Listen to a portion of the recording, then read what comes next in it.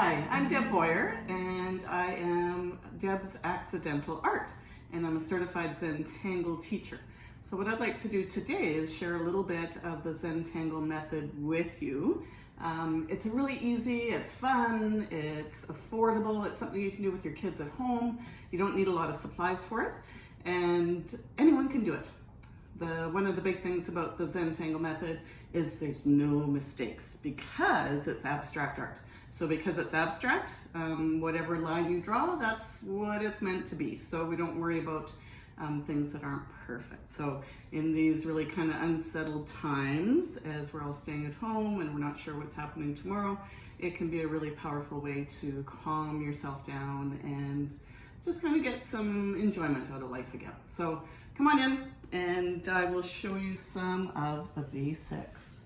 So if you have just a pencil and a piece of paper, that's fine. I'm going to use the Zentangle tiles, which are made out of beautiful Italian paper, but you just use what you have. So if you just have a piece of scrap paper, if you have printer paper, if you have some good quality cardstock, that's fine too. We do tend to draw smaller, so this one is 3.5 inches across and 3.5 down, so that makes it kind of nice because then we're not spending a lot of time with one piece of art.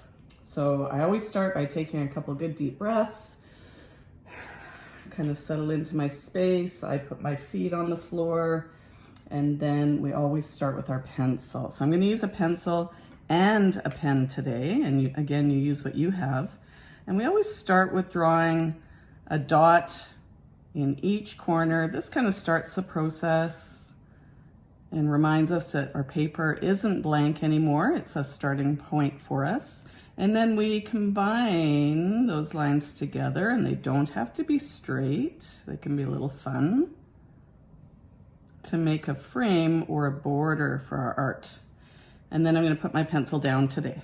So I'm going to draw in this really bold, it's called a graphic pen. It's from the company Sakura. Those are beautiful pens.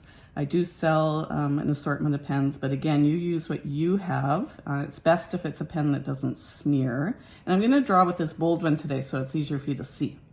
Now we're going to explore something called fragments. And so fragments exist within a grid of some sort. And I'm just going to draw a really basic one today. I don't use a ruler. I'm going to follow those pencil lines that we drew earlier, turning my work.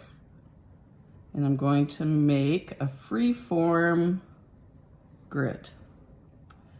Now everyone's will be different depending on how big you draw your spaces and what shape you do. So maybe you want to do rectangles, maybe you want to do squares, maybe you want to do circles or ovals or triangles, diamond shaped. The possibilities are endless. And then the fragment that we're going to draw today kind of resembles crescent moon, or maybe anyone that's familiar with Zentangle might recognize something that we call bee light. So it's kind of a combination of a few different things. The idea is that it's simple, so anyone can do this. Now what I'm going to do is I'm going to alter within my grid system here the way and the direction that this little kind of pie shape piece will exist within my grid. So I'm drawing that little kind of rainbow, that little arc shape, and then filling it in. And then maybe in this square, maybe I'll draw it up in this corner. And then fill it in. I'm just going to alternate going into each of those boxes. And now remember, I'm not worried about it being perfect. This is just about having fun, repeating this pattern, and enjoying the process. Part of the Zentangle method is being very deliberate, trying to do your best every time you do something. So every time I'm drawing my line, I'm really being conscious of doing it and trying to do my best. And sometimes my best isn't that great, and that's okay. We're all unique, we're all different, and so our art will be as well. Okay, so you get the idea. So I'm gonna do that in all of the boxes on my whole tile. Whoops, I smeared mine because that's a really nice dark spot. So no mistakes, we'll ignore that. And then the next step of the process is to add what we call an aura. And an aura is a line that mimics one that you already drew.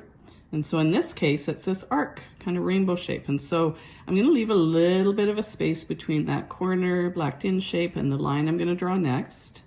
Hopefully I won't smear any more of these spots. And I'm taking my time, I'm breathing, and I'm drawing that line.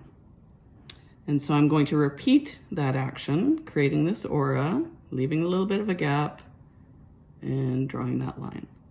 And I'm going to keep going until I fill in that square or that space with that aura, until I get right to the corner. And then imagine I'm going to do that with the rest of them. So I'm going to follow the shape of this aura. Now this one goes a different direction. And I can turn my tile, my art, every time to make it easier to draw. I'm finding this quite comfortable, so that's okay. And I'm going to do that in each of those spaces.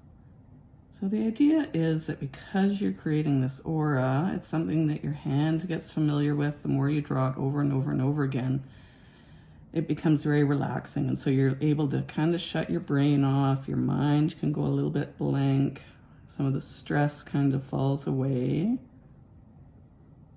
And I really concentrate as I'm doing this on my breathing, which helps me to relax too. Okay, so we're gonna just keep doing that.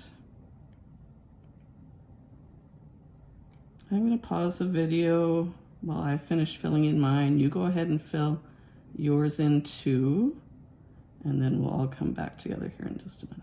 Welcome back. So hopefully you have paused the video when I did and you completed your grid with your fragments. So this repeating pattern but changing it up, you end up with this really cool effect. And now what we can do is we can just leave it like that. If we're happy with that, we don't have to do anything else, but adding a little bit of pencil shading can really make your drawings come to life. So I'm using this little HB pencil. That's what comes with the Zentangle supplies. Again, you use what you have. Make sure that your ink is good and dry. And so just like I didn't make sure over here, you maybe want to just touch it and make sure that it's good and dry before you add the pencil. I think mine's okay now. Hopefully I won't smear it anymore. Okay, and I'm gonna go into each of these little fragments and I'm gonna put some pencil down on the grid lines. So where that grid line is, and that grid line is, I'm going to ignore kind of the black areas, that grid line all the way across. And I'm going pretty heavy with this because I've used that really bold pen. If I use a finer pen, I don't always go quite as heavy with the shading. So start with a little bit. You can always add more, but we don't use erasers on Zentangle, so we can't take it away. Did you notice that there's no eraser on the end of my little pencil? Okay, we do that on purpose. We don't want people to be tempted to erase. So just like life, we're not perfect. We learn from our mistakes. We don't dwell on them. And then I'm using, this is called a tortillon, but you could use just a Q-tip, or you really could just use your finger, or maybe a little bit of tissue, like a Kleenex. But I'm just gonna go and soften up those pencil lines that I made on each of the grids. Now, can you see that in the video? That contrast that we get. We don't want everything to be penciled in because then you lose some of the contrast. You want some black areas, you want some white space from just the plain paper, and then you want this gray kind of tone that we have from the pencil. Okay. And everybody will do a different, whoops, I think I might have missed this grid line. Might do a different kind of shading technique. Everyone's will look different again because we're unique. How did I miss that?